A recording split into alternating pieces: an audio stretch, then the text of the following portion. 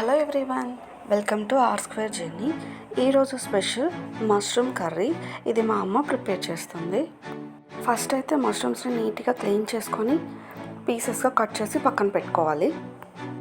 తర్వాత ఒక ప్యాన్ తీసుకొని ఆ ప్యాన్లో తాలింపు రెడీ చేసుకోవాలి. కొంచెం ఆయిల్ తీసుకొని అలాగే జీలకర్ర, ఆవాలు, పచ్చిశనగపప్పు వేసుకొని కరివేపాకు ఉంటే కరివేపాకు కూడా యాడ్ చేసుకోండి. బట్ నా దగ్గర లేదు, సో నేను దాన్ని స్కిప్ చేసేసాను. తాలింపు వేసేసుకొని అందులో సన్నగా తరిగిన ఆనియన్ పీసెస్ కూడా వేసుకొని ఫ్రై చేసేసుకోవాలి. దీనిలోనే మనం ముందుగానే కట్ చేసి పెట్టుకున్న పచ్చిమిర్చి కూడా వేసుకొని ఫ్రై చేసుకోండి.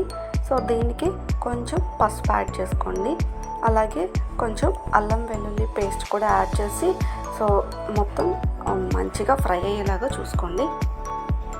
ఇది ఫ్రై అయిన తర్వాత మనం ఆల్రెడీ కట్ చేసి పెట్టుకున్నాం కదా టమాటా, సో ఆ టమాటా ముక్కలు కూడా ఇందులోనే యాడ్ చేసేసుకొని ఒక 2 మినిట్స్ అయితే మంచిగా కుక్ చేసుకోండి. దీనిలో కొంచెం ఉప్పు కూడా యాడ్ చేసుకోండి. ఉప్పు, పసుపు వేసేసుకొని ఒక 2 మినిట్స్ కుక్ చేసుకున్న తర్వాత 2 మినిట్స్ తర్వాత మష్రూమ్స్ని యాడ్ చేసుకోండి. సో మష్రూమ్స్ అనేవి మరీ చిన్నగా కట్ చేసుకోకూడదు, కొంచెం మీడియం సైజులో కట్ చేసుకోండి. ఎందుకంటే ఇవి కుక్ అయిన తర్వాత మరీ అంటే తిన్న ఫీలింగ్ కూడా అనిపించదు మష్రూమ్స్ తిన్నట్లు.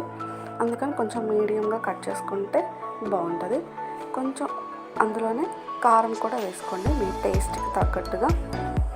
కారం వేసేసి ఒక 5 to 10 మినిట్స్ అయితే కుక్ చేసేసుకోవాలి. సో మొత్తం ఒకసారి కలిపేసుకొని ఒక 5 to 10 మినిట్స్ అయితే కుక్ చేసుకోండి.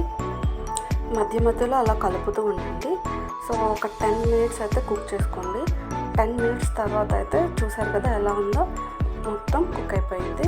సో దీనిలోకి కొంచెం ధనియాల పొడి అలాగే గరం మసాలా కూడా యాడ్ చేసేసుకోండి. సో టేస్ట్ని ఎన్హాన్స్ చేసుకోవచ్చు. అండ్ ఇందులో కొంచెం కొత్తిమీర కూడా యాడ్ చేసుకోండి. నా దగ్గర కొత్తిమీర లేదు, సో నేను స్కిప్ చేస్తున్నాను. సో ఫైనల్గా అయితే ఇలా రెడీ అయింది.